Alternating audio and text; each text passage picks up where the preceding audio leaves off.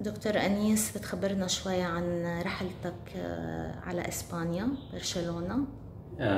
هيدي الرحلة اللي رح تكون بعد يومين على سبين على برشلونة. محورها هو تدريب على الكادافرز. كادافر ورك شوبس هن شيء كثير اساسي، مش دائما بتصير لانه لها حيثيات خاصة، انما كان عندي فرصة اني اكون مشارك فيها، واللي هي تدريب على ناس حقيقيين انما بيكونوا متوفين. كادافر يعني بيكون بعدهم فريش، وقرروا انه يمكن يتبرعوا بحالهم للعلم يمكن باول ما تصير الوفاه. يعني فهي كادافيرك ورك شوب ادفانسد، ورح نرجع لكم باجدد التكنيكس.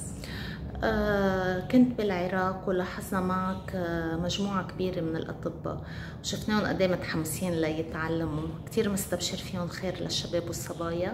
والله شوفي، ببين الدكتور او الدكتوره اللي ان شاء الله رح يطلع منهم دغري ببينوا. وفي ناس انا اكيد لما يشتغلوا على حالهم رح يطلع كمان شغل حلو.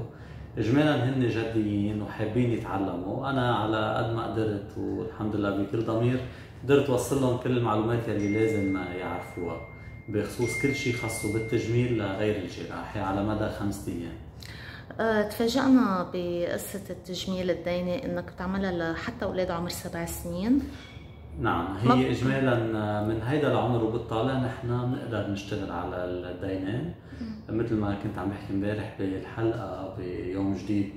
فالعمليه هيدي عند الصغار اكيد رح نضطر نعملها بنج عمومي، عند الكبار في كثير ناس بيعملوها على كبر تكون بنج موضعي.